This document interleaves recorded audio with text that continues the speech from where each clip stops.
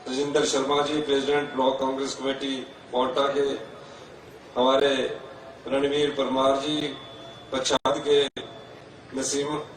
नसीमा बेगम जी जो कि director food and civil supply, Asgar Ali ji Jogindra cooperative bank के सदस्य, बालकृष्ण आर्य जी, विश्वराज चौहान जी, मन्नत राम पुंडीर जी, कमला चौहान जिला परिषद, कविता सिंह जी, हमारे ब्रिजराज ठाकुर जी, राजीव ठाकुर जी, तपिंदर सिंह सैनी जी, राज नीचा CWC, GS पवार, सुनीता अटवाल, हरदेव राणा जी, हमारे यूथ कांग्रेस के सभी अध्यक्ष, NSA के अध्यक्ष कैप्टन सलीम अहमद जी, योगेश गुप्ता जी, हमारे रमेश देसाई जी, सोहन राजपूत जी, विद्यानंद जी इकबाल जी जो डायरेक्टर HPMC, सभी अधिकारीगण, हमारे डायरेक्टर साहब, और आज अंतर्राष्ट्रीय महिला दिवस पर आई सभी हमारी बहनें, माताएं, युवा साथियों, प्यारे बच्चों, 39 महीने पहले प्रदेश में आप सबके आशीर्वाद से हिमाचल प्रदेश में कांग्रेस की सरकार बनी। और मैं आपको बताना चाहता हूं, जैसे कि हर्षवर्धन चौहान जी ने कहा, उस सरकार में हमारी कोई प्रथम प्राथमिकता थी तो महिलाएं थी। और हमने देखा कि एक ऐसा कानून जहां पुत्री को पिता की संपत्ति में अधिकार नहीं दिया गया, हमने उस कानून को बदला और 150 बीघा जो पिता की संपत्ति में जो अधिकार था, उस अधिकार को हमने अपनी माताएं बहनों को दिया। यही नहीं, आपने हमारी सरकार की विभिन्न योजनाओं को देखा होगा। उन सभी योजनाओं में महिला हमारी केंद्र बिंदु है।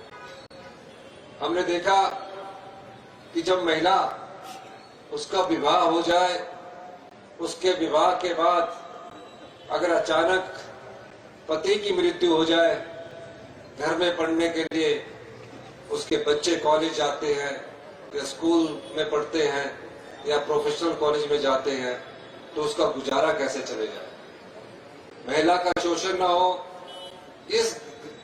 इस सोच के साथ हमने इंदिरा गांधी सुख शिक्षा योजना लागू की।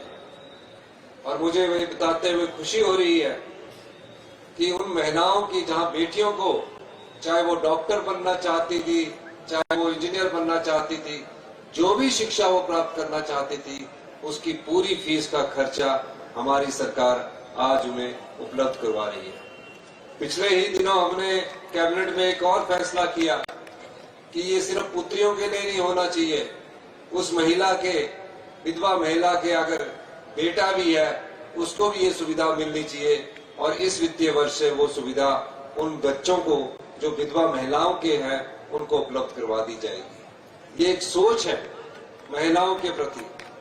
हमने देश में पहला ऐसा कानून बनाया जहां विवाह की उम्र को 18 वर्ष से बढ़ाकर 21 वर्ष किया। वो क्यों किया? ताकि हमारी जो बेटियां हैं परिपक्व हो सके और आत्मविश्वास उनके मन में हमेशा रहे। इसके अलावा हिमाचल प्रदेश में एक पूरा डिस्ट्रिक्ट महिलाओं के हाथ में हमने सौंपा। आज लाहौल स्पीति जिला जो सबसे मुश्किल जिला है, जो देश का दूसरा सबसे बड़ा जिला है, वहां DC भी महिला, SP भी महिला, SDM भी महिला, ADM भी महिला, सभी महिलाओं के पास वो अधिकार दे दिया ताकि वो अपने मन में एक विश्वास लेकर जाए कि हम भी फैसला लेने में सक्षम हैं। ये ताकत हमारी सरकार ने दी। हर्षवर्धन चौहान जी ने कहा, आज तो सिरमौर जिला की डिप्टी कमिश्नर भी महिला है, हमीरपुर मेरे जिला की डिप्टी कमिश्नर भी महिला है, लाहौल स्पीति की डिप्टी कमिश्नर भी महिला है। यही नहीं है, सरकार के महत्वपूर्ण विभागों में फैसला लेने की ताकत हमने डायरेक्टर के रूप में महिलाओं के हाथ में दी। ये क्यों किया?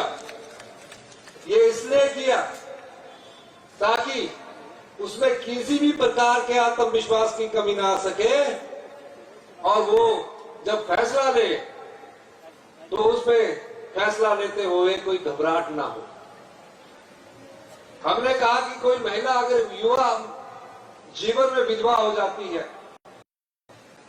और अगर वो पुनर्विवाह भी करना चाहती है, उसको भी प्रोत्साहन दिया जाएगा। अगर 26-27 साल की महिला विधवा होगी, हमारे रीति रिवाज ऐसे है, हमारी संस्कृति ऐसी है जिसमें वो सोचती है कि ना उसके आगे बच्चा है ना कोई है, हमने कहा उसको भी हम आगे बढ़ावा देंगे। और मैंने पुनर्विवाह की राशि को 65,000 से बढ़ाकर 2 लाख रुपया कर दिया। अभी अभी पुलिस की भर्ती हुई, पुलिस की भर्ती में मैंने 30% सीटें जो है महिलाओं के लिए आरक्षित की। और मुझे एक चीज बताते हुए बड़ी खुशी हो रही है कि आज मैं सिरमौर जिले में हूँ। जो अभी पिछली पुलिस की भर्ती हुई उसमें जनसंख्या के आधार पर सिरमौर जिला से बहुत ज्यादा पुलिस की भर्ती हुई है, जिसमें अधिक संख्या महिलाओं की है। 165 के करीब पुलिस भर्ती में यहां से हमारी बेटियां और युवा साथी थे। और अभी मैं फैसला किया कि पुलिस की भर्ती के बाद अगर सब इंस्पेक्टर की जो अभी पुलिस की भर्ती होगी वो सभी अभी सब इंस्पेक्टर पुलिस महिला की भर्ती हम करने जाएंगे। ये अंतर्राष्ट्रीय महिला दिवस के अवसर पर मैं ये कहना चाहता हूं, क्योंकि महिलाओं को पुलिस में भी आगे लाने की जरूरत है। तो सब इंस्पेक्टर की भर्ती स्पेशल महिलाओं के लिए हम करने जा रहे हैं। महिलाएं हमें दिशा देती है। परिवार को प्रेरणा स्रोत अगर कोई इस परिवार में कोई गिनी जाती तो महिला होती है। किस प्रकार परिवार का पालन पोषण करती है। और हिमाचल प्रदेश में महिलाओं का एक अलग ताकत है, एक अलग शक्ति के रूप में उभर कर हमारी महिलाएं आई है। जितने भी आज सामाजिक कार्य हैं, जो समाज से जुड़े हुए कार्य हैं, जो हमारे समाज से दिन प्रतिदिन के कार्य हैं, उसको महिलाएं कर रही हैं। इसलिए अंतर्राष्ट्रीय महिला दिवस पर आप सभी महिलाओं को बहुत बहुत शुभकामनाएं मैं देता हूं। आप जानते हैं, इस अवसर पर मैं एक घोषणा करना चाहता हूं। आने वाले समय में क्लास 3 में जितनी भी भर्तियां होगी, जितनी भी क्लास 3 में भर्तियां होगी, उसमें महिलाओं को प्रथम स्तर पर 25% का आरक्षण के लिए हमारी सरकार कानून बनाएगी,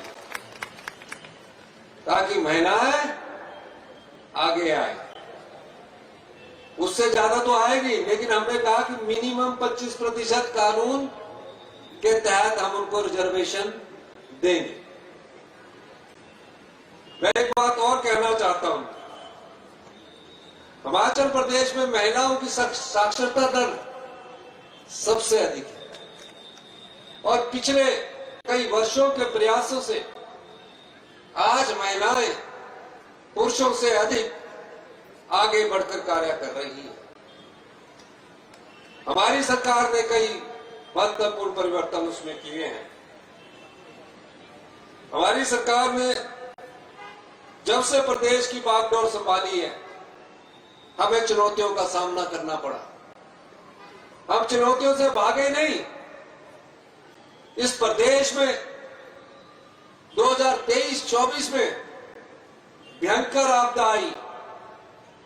23,000 घर या तो पूर्णतः नष्ट हो गए या आंशिक रूप से नष्ट हो गए। एक परिवार किस प्रकार दिन रात की मेहनत करके पाई पाई जोड़कर अपना पक्का घर बनाता है, परिवार के सदस्य बड़ी खुशी से रहते हैं। कोई कल्पना भी नहीं कर सकता कि शताब्दी की सबसे बड़ी आपदा का सामना हमने 23-24 और 25-26 में किया। एक परिवार रात को सो रहा था, अचानक गांव वालों ने आवाज मारी कि बहुत बड़ा लाशा आपके घर के पास आ रहा है। वो परिवार अपनी जान बचा सका, पीने के पानी का गिलास नहीं बचा, बच्चों के स्कूल की किताबें नहीं बची, परिवार सड़कों पर आ गए। कोई कल्पना भी नहीं कर सकता था, सरकार में हम क्या, वो परिवार भी कल्पना नहीं कर सकता था कि इस प्रकार की आपदा का प्रदेश को सामना करना पड़ेगा। हम पूरे प्रदेश में गए, हमारे मंत्रिमंडल के सदस्य सड़कों पर खड़े रहे। कुल्लू में 75,000 पर्यटक फंसे हुए थे, ना बिजली थी ना पानी था, और उनको कैसे निकाला जाए। हमारी सरकार के मंत्रिमंडल के सदस्य वह ट्रैफिक निकाल रहे थे, उन परिवारों को घर पहुंचाने की व्यवस्था कर रहे थे। अगर सरकारें क्या होती है, हमारी सरकार की संवेदनशीलता थी। जब मैं अधिकारियों की बैठक लेता था तो कहा जाता था कि मकान बनाने के लिए सिर्फ प्रधानमंत्री आवास योजना के तहत या मुख्यमंत्री आवास योजना के तहत सिर्फ हम 1.5 लाख रुपया दे सकते हैं। मैं हर जगह गया, हर परिवार से मिलने की मैंने प्रयास किया। परिवार रो रो कर बोलते थे अब हमारा क्या होगा। हिमाचल प्रदेश की सरकार ने भारतवर्ष का ऐसा नियम बनाया कि जो परिवार उजड़ गए थे उनको 20 दिन के अंदर, अगर गांव में रहना है तो 5,000 रुपया महीने का किराया और खाना पीना पूरा मुफ्त उपलब्ध करवाया। शहर में रहना है तो 10,000 रुपया हर महीने का किराया और खाना पीना मुफ्त उपलब्ध करवाया। फिर उसके बाद सरकार ने उन परिवारों को बसाने की बात है।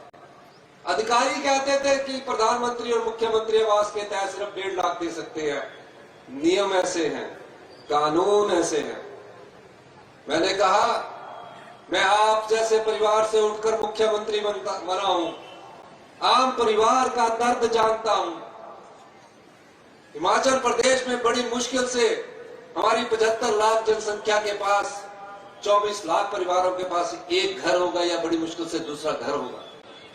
किस प्रकार पाई जोड़कर घर बनता है। 1.5 लाख रुपए में तो वॉशरूम भी नहीं बनेगा। कहा नियम ऐसे है, पूरे देश में नियम ऐसे है। मैंने वो कहा आम परिवार, गरीब परिवार, किसान परिवार के लिए हम नियम बदल देंगे, और हमने नियम बदले और आपदा में बहे हुए घर घर को 23-24 में 7 लाख रुपया पर घर उपलब्ध करवाया। पीने का पानी का मुफ्त में नल उपलब्ध करवाया, बिजली का कनेक्शन उपलब्ध करवाया। और ये भारतीय जनता पार्टी विपक्षी पार्टी है, बार बार कहती रही कि विधानसभा का सत्र बुलाइए, बार बार चिढ़ते रहे। मैंने कहा विधानसभा का सत्र अभी हम नहीं बुला सकते।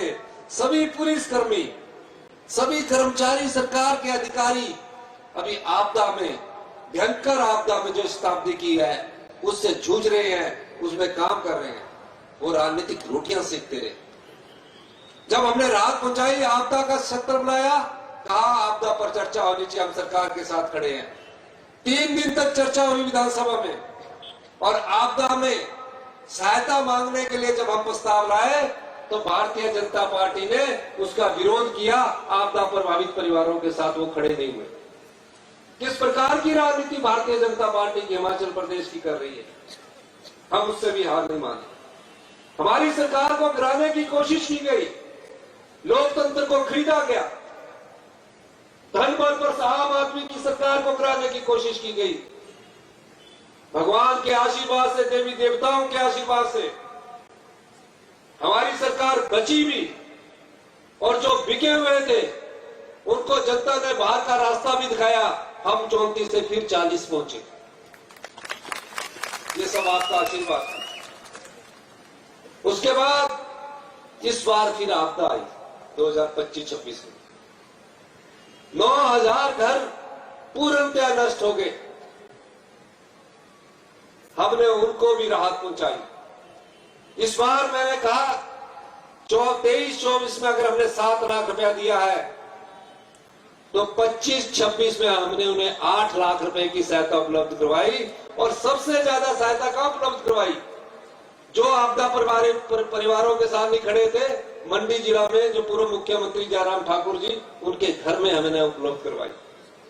कच्चा घर टूट गया, उसको भी 1 लाख दिया। गाय की मृत्यु होगी, उसको भी 55,000 रुपया दिया।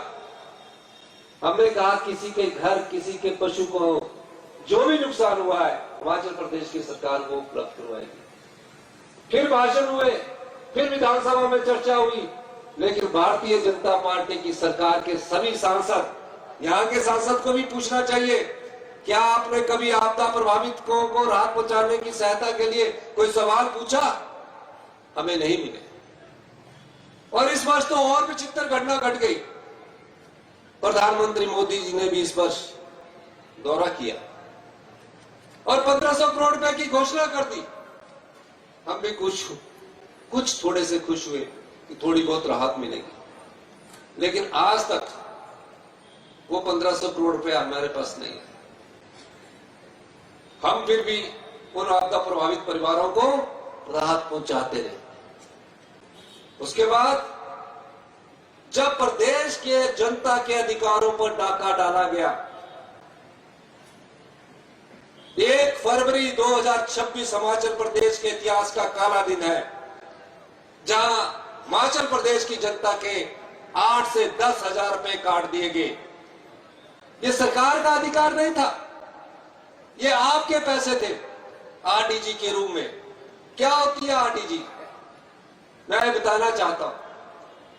हमारा जो खर्चा होता है और जो हमारी आय होती है, उसके अंतर को, उसके जो अंतर है, उस अंतर के गैप को भरने को आरडीजी कहते हैं। वो केंद्र सरकार से नहीं मिलती है। जो भी राज्यों से टैक्स इकट्ठा होता है, उस टैक्स का 41% उस आरडीजी के माध्यम से दिया जाता है। 59% केंद्र सरकार अपनी योजनाओं के तहत देती है, जिसमें पीएमजीएसवाई चलती है, आवास योजना चलती है। हिमाचल छोटा राज्य है। नॉर्थ जोन की 5 नदियां हमारे यहां से निकलती है। उत्तर भारत में जो भी पानी पहुंचता है, हिमाचल प्रदेश की नदियों से पहुंचता है। हम पंजाब के खेत को पानी देते हैं, हरियाणा के खेत को पानी देते हैं, दिल्ली के लोगों की प्यास बुझाते हैं। ये हमारी संपदा है पानी, लेकिन दिया क्या? हमें कुछ नहीं मिला। इसकी पूर्ति के लिए ये सब चीजें हमको मिलती है। जो जंगल को हम बचा कर रखते हैं, जो हम पेड़ काटने पर प्रतिबंध लगाते हैं, उसकी पूर्ति के लिए आरडीजी मिलती है। लेकिन आज 8 से 10,000 करोड़ रुपया हमारा काट दिया। हमने स्पेशल सेशन बुलाया। हमने कहा हम मुख्यमंत्री आज हैं, मंत्रिमंडल के सदस्य आज मंत्रिमंडल के सदस्य है, कल नहीं होंगे।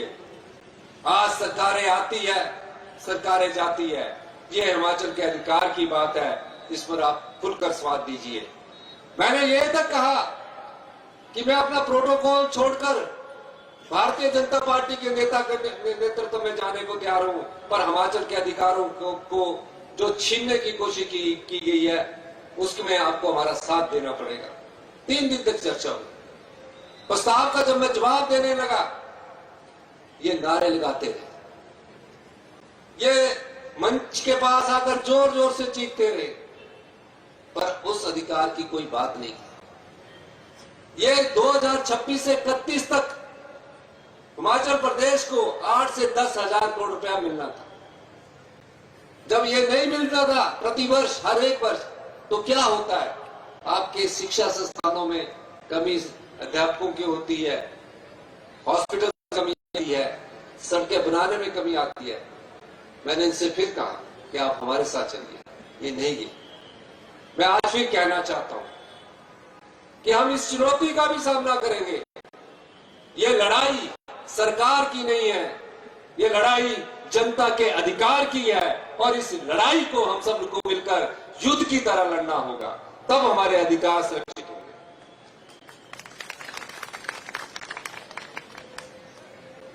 और इसलिए मैं आपको बताना चाहता हूं कि आपके समय जब भारतीय जनता पार्टी की सरकार थी, हम और आप हर दिन सुबह माँ अपने बच्चे को तैयार करके भेजती है, सरकारी स्कूल में भेजती है, सोचती है कि बच्चे में स्कूल में अच्छी पढ़ाई हो रही है। 5 साल में इनके स्कूल में पढ़ाई का आलम बताना चाहता हूं। पालम भारतीय जनता पार्टी की 2017 से 22 तक सरकार थी और हम सरकारी स्कूलों में अपने बच्चे भेज रहे हैं, गांव के स्कूलों में गांव के माँ बाप बच्चे भेज रहे हैं। और बच्चा जो 5वीं क्लास में पढ़ता था दूसरे की किताब नहीं पढ़ सकता था। क्वालिटी एजुकेशन में, जिसको गुणात्मक शिक्षा बोलते हैं, केंद्र में तो भारतीय जनता पार्टी की सरकार है।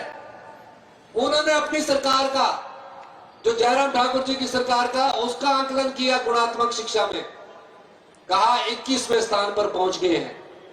कितने स्थान पर पहुंच गए? 21 में। यानी कि सरकारी स्कूलों में पढ़ने वाले बच्चों को भी हम धोखा दे रहे थे।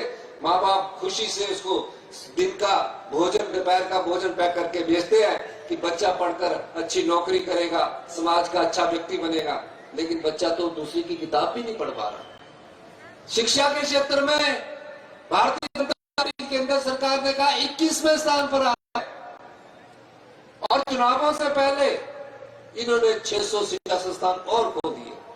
कहा यहाँ साइंस की क्लासें चलेगी, ये 8वीं से 10वीं हो गया, यहाँ मैंने प्राइमरी स्कूल हो गया। वो तो नोटिफिकेशन हम आज भी कर दे, हर प्राइमरी स्कूल को मिडिल का बना दे, हर मिडिल को हाई बना दे, लेकिन टीचर की नियुक्तियां नहीं की। आज तक एक स्कूल बंद करने की कोई हिम्मत नहीं कर सका। मैंने विभाग की मीटिंग बुलाई, मंत्रिमंडल के सामने हमने प्रेजेंटेशन की, पूछा कि जो स्कूल इन्होंने खोले हैं उसमें टीचर कितने हैं, और जहां टीचर होंगे उस स्कूल को हम चलाएंगे। पता लगा कि कई सीनियर सेकेंडरी स्कूल साइंस की क्लासेस स्टार्ट कर दी, सिर्फ एक केमिस्ट्री का लेक्चरर है, ना फिजिक्स का ना बॉटनी का है। हमने फैसला किया और सरकारी स्कूलों की शिक्षा को मजबूत करने के लिए हमने फैसला किया। और हमारे फैसले का लाभ देखिए, सरकारी स्कूलों में पढ़ने वाले बच्चों का 2 साल बाद जब स्तर नापा गया तो पूरे देश में हम 5वें स्थान पर आए, 21वें स्थान से किसी के 5वें स्थान पर। और आज हम सीबीएसई की तरफ बढ़ रहे हैं। और सीबीएसई जो स्कूल है और जो एचपी बोर्ड के स्कूल है, मैंने कहा इस वर्ष किसी भी स्कूल में टीचर की कमी नहीं रहेगी। जहां साइंस क्लासेस होगी वहां फिजिक्स भी होगी, केमिस्ट्री भी होगा, मैथ भी होगा। उसकी नियुक्तियां करने हम राज्य चयन आयोग के माध्यम से जा रहे हैं। अगले वर्ष तक सीबीएसई स्कूलों में म्यूजिक, योगा और ड्राइंग टीचर सबकी भर्ती कर दी जाएगी। और जो सीबीएसई स्कूल बनाए जा रहे हैं उसमें प्री नर्सरी से लेकर +2 तक सभी बच्चे वहां पढ़ेंगे। यह शिक्षा नीति में महत्वपूर्ण बदलाव है। हम और बदलाव करेंगे। आज हमने गांव की अर्थव्यवस्था को मजबूत करने के लिए दूध के मूल्य में वृद्धि की। हमारे पास कोई मांगने थोड़ी आया था कि हमारे 32 रुपए मिल्क फेडरेशन द्वारा दूध लिया जाता है। ये पीड़ा को, क्योंकि हम गांव के हैं, मैं खुद सरकारी स्कूल में पढ़ा हूं, तब डांट हुआ करती थी, पढ़ाने वाले अच्छे हुआ करते, इसलिए सरकारी स्कूलों में पढ़ाने वाले टीचर भी अच्छे, फिर क्वालिटी में कहां कमी रहेगी। तो इसका मतलब जो गवर्नेंस थी, अच्छे शासन के लिए अच्छे प्रशासन का होना जरूरी था, वो नहीं था, हमने वो किया। और व्यवस्था परिवर्तन किसे कहते हैं?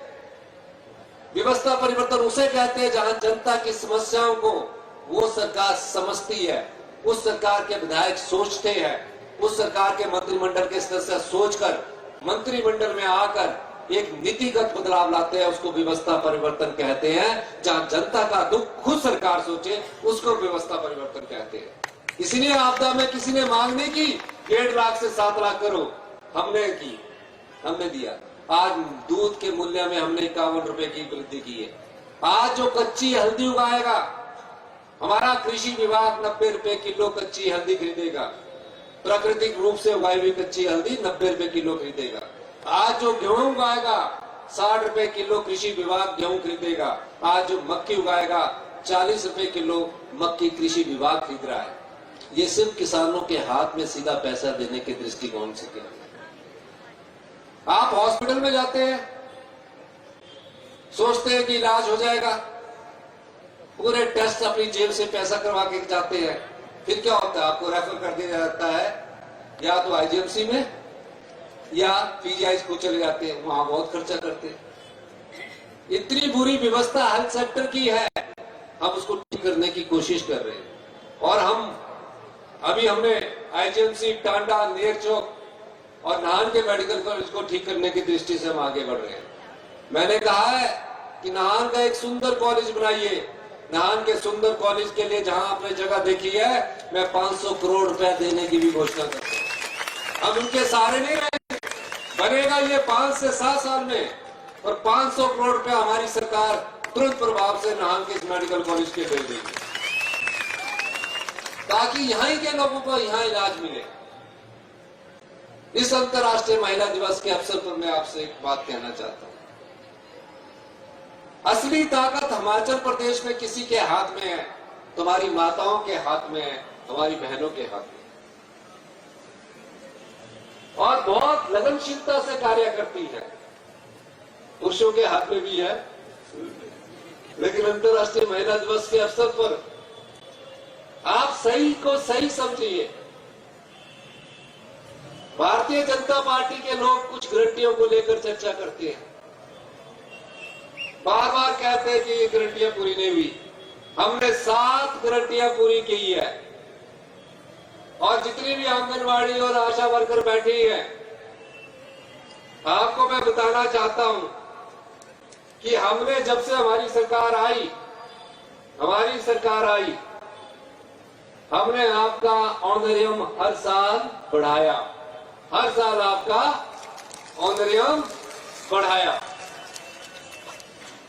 और जैसे ही हमारी व्यवस्था ठीक होगी, हमने कहा है कि 2027 तक 8,000 कटने के बाद भी 8,000 कटने के बाद भी भारतीय जनता पार्टी आपके अधिकार को रोकने के बाद भी जो हमने 1,500 रुपए देने की बात की है, वो अगले साल से हम उसको शुरू करने की दृष्टिकोण से विचार करेंगे। ये मैं आपको कहना चाहता हूं।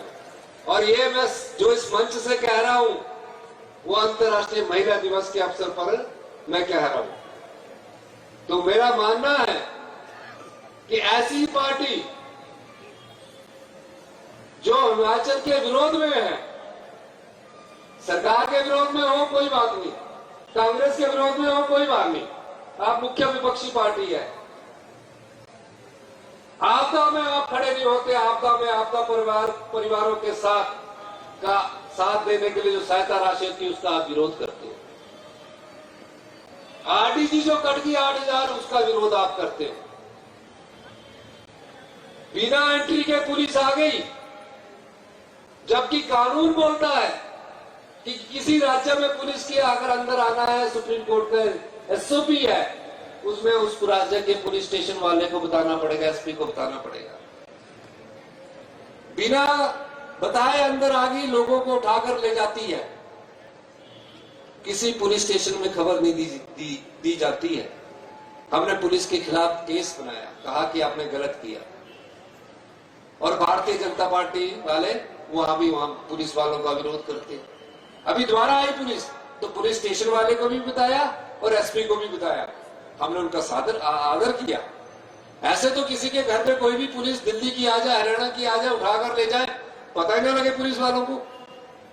परिवार वाले पूछे कि क्या हुआ है, तो कम से कम पुलिस स्टेशन में तो बताना चाहिए। भारतीय जनता पार्टी ने उसका भी विरोध किया। हमें ये बात समझ नहीं आती, हिमाचल विरोधी भाजपा क्यों है? और जब से हिमाचल विरोधी भाजपा बनी है, आपदा में आप खड़े नहीं होते, प्रधानमंत्री जी के पास आप नहीं जाते, आपके एमपी नहीं जाते, आप सिर्फ नारे लगाते हैं। सोशल मीडिया का एक प्लेटफॉर्म रखा हुआ है भारतीय जनता पार्टी ने, कुछ नहीं करते। हमारे खिलाफ सोशल मीडिया में कंपेन चलाए रखते हैं, पैसे देकर कंपेन चला रहे हैं। हमने कोई गलत काम नहीं किया, हमने भ्रष्टाचार के चोर दरवाजों को बंद किया। भारतीय जनता पार्टी के समय आपके 3,000 करोड़ रुपया लुटा दिया गया, जिसको हमने रोका। पिछली सरकार ने अपने ठेकेदार मित्रों को लाभ पहुंचाने के लिए 1,000 करोड़ की बिल्डिंगें बना दी, जो आज खाली पड़ी हुई है। वो किसका पैसा है? अगर आप स्कूल बनाते, अगर आप हॉस्पिटल बनाते तो अच्छा होता। ऐसी ऐसी बिल्डिंगें बना दी, इतनी इतनी बड़ी बिल्डिंगें बना दी। जयराम ठाकुर जी ने अपने वहां एक ITI बनाई, बच्चे 32, कमरे 50। कितने कमरे? कमरे 50, बच्चे 32 और 50 करोड़ रुपया खर्च कर दिया। वो आपका पैसा है। अच्छे प्राइमरी स्कूल बनाते, अच्छे मिडिल स्कूल बनाते। हम जो अब Rajiv Gandhi day boarding school बना रहे हैं, वो अभी 4 इस साल आने वाले आपको बताएंगे। सिरमौर में भी 4 हम Rajiv Gandhi day boarding school आपको बनाने जा रहे हैं।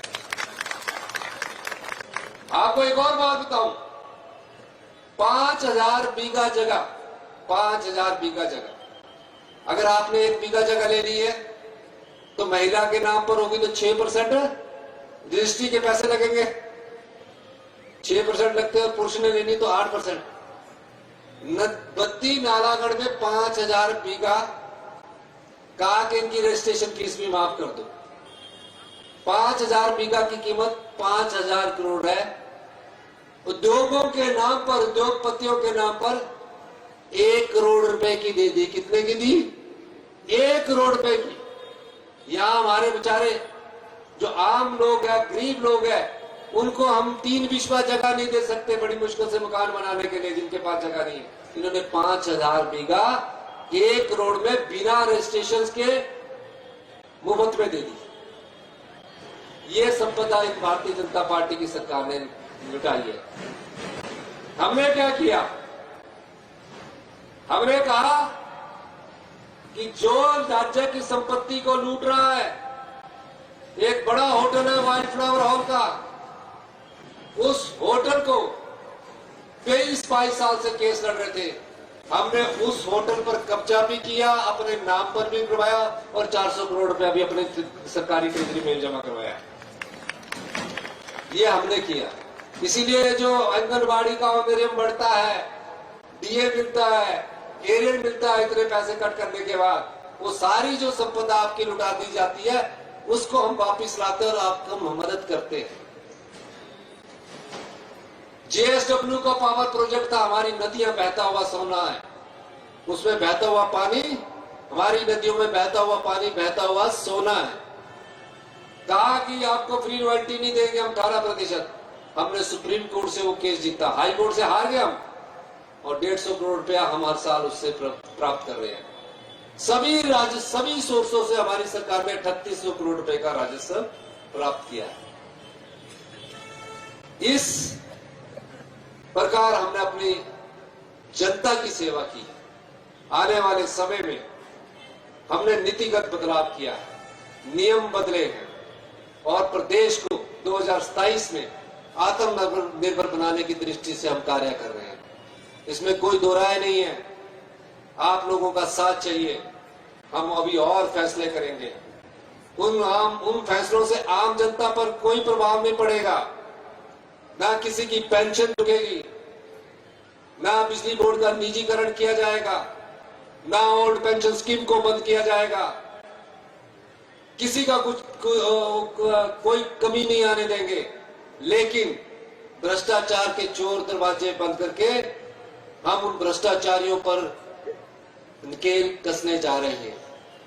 आपके सामने हम उनको लाएंगे, किस प्रकार आपकी संपदा को लुटा दिया जाता है। हमारी सरकार ने फैसला किया है कि 2027 तक हम हिमाचल प्रदेश को आत्मनिर्भर बनाने की दृष्टि में और बदलाव करेंगे। ये जितनी मर्जी अड़चने डालें, हम उन अड़चनों से डरने वाले नहीं हैं। और 2032 में हिमाचल प्रदेश देश का सबसे समृद्धशाली राज्य और अमीर राज्य होगा। ये बात मैं कहना चाहता हूं। और मैं ये भी कहना चाहता हूं, भारतीय जनता पार्टी के अध्यक्ष यहां से हैं। अरे भले मानसो, सरकार के अधिकार नहीं, जनता के अधिकार की लड़ाई तो लड़ो। जनता के अधिकार की लड़ाई लड़ने से भी हिचकिचाते हैं, डरते हैं। हम जनता के अधिकार की लड़ाई भी लड़ेंगे और भारतीय जनता पार्टी का जो नकली मुखौटा है वो जनता की अदालत में भी हम लेकर जाएंगे। ये बात मैं कहना चाहता हूं। इस अंतर्राष्ट्रीय महिला दिवस के अवसर पर मैं जो महिला सम्मान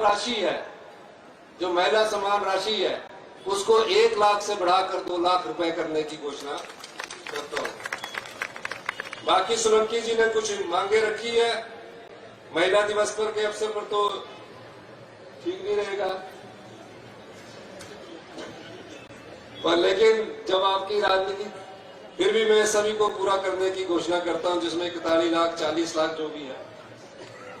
और पीजी कॉलेज नान में एमएसयू के बच्चे मुझे मिले थे अभी, एमएससी जियोलॉजी, एमबीए और एमएसटी की अगले एकेडमिक सेशन से शुरू करने की भी मैं घोषणा करता हूं। इसी के साथ आप काफी देर से हमारी बात सुन रहे थे। मैं आपको आश्वासन देना चाहता हूं, जितनी भी महिलाएं आई है 25% का आरक्षण हम सरकारी नौकरियों में महिलाओं को आने वाले समय में कानून बनाकर देंगे। ये मैं आपको कहना चाहता हूं। और महिलाओं के सम्मान में कई और बदलाव हमारी सरकार आने वाले समय में करने जा रही है, जिसका कि उल्लेख हम अपने बजट में करेंगे। इन्हीं शब्दों के साथ आपका बहुत बहुत धन्यवाद। जय हिंद, जय हिमाचल।